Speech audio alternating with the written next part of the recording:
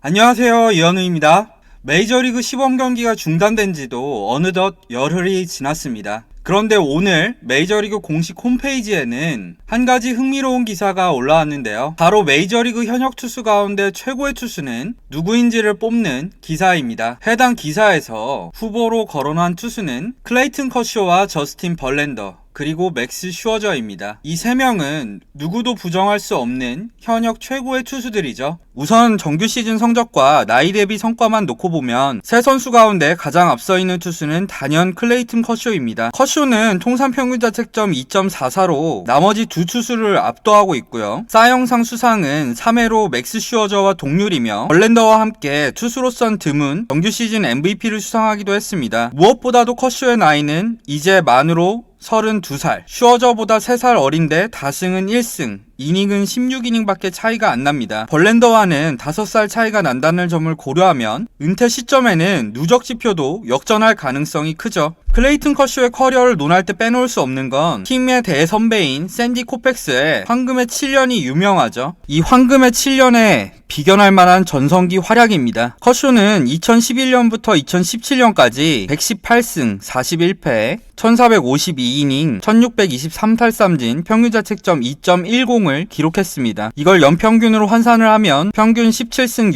6패 207이닝 232탈삼진 평균자책점 2.10인데요. 이 기간 커쇼는 평균자책점 1위만 5번, 탈삼진 1위는 3번을 기록하면서 3차례 사이영상을 수상했고요. 2위에 2번, 3위에 1번 선정됐습니다. 그러면서 당시 클레이튼 커쇼의 별명은 현존하는 지구상 최강의 선발 투수였습니다. 전성기 커쇼는 패스볼과 슬라이더, 커브가 모두 S급인 투수였습니다. 게다가 독특한 투구폼을 가진 좌한 투수로서 공이 완전히 숨겨져 나온 것도 장점이었죠. 최근 잦은 부상 이후 패스볼 구속이 145km대로 평범해졌어도 여전히 커쇼가 A급 성적을 기록 중인 비결은 여전히 위력적인 슬라이더와 커브에서 찾을 수 있습니다. 물론 커쇼에게도 약점은 있습니다. 첫 번째로 얘기해야 될 점은 역시 가을 야구에서의 흑역사죠. 커쇼의 포스트 시즌 통상 성적은 9승 11패, 평균자책점 4.43입니다. 정규 시즌 성적보다 거의 2점 가까이 높은 평균자책점을 기록 중이죠. 또한 포스트 시즌 통산 24피홈런으로 역대 포스트 시즌 최다 피홈런 기록을 가지고 있는데요. 이런 표면적인 성적도 성적이지만 결정적인 순간마다 커쇼는 무너지는 모습을 보였습니다. 특히 2017년, 18년 2년 연속 월드시리즈에서 무너졌고요. 지난해에는 디비전 시리즈 5차전에서 구원 등판에 백투백 홈런을 맞으면서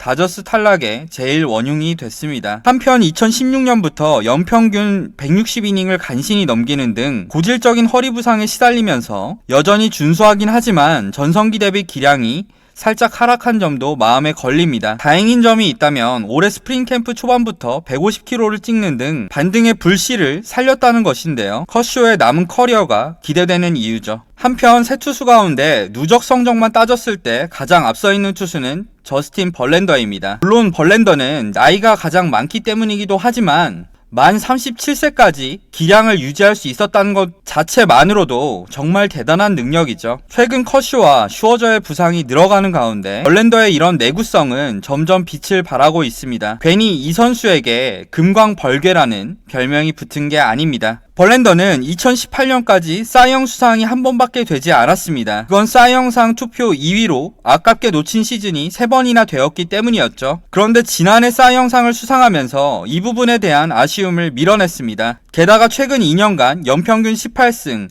218이닝, 295탈삼진, 평균자책점 2.55를 기록하면서 늦은 나이에 제2의 전성기를 구가하고 있죠. 벌랜더 하면 가장 먼저 떠오르는 것은 불같은 강속구와 이닝 히팅 능력입니다. 전성기 벌랜더는 후반기로 갈수록 공이 빨라지는 엄청난 스태미너를 갖춘 선수였죠. 이를 바탕으로 많은 삼진과 함께 엄청난 이닝을 소화했습니다. 지금은 그때만큼은 아니지만 벌랜더는 만 36세라는 나이에도 여전히 평균 153km에 육박하는 강속구를 던집니다.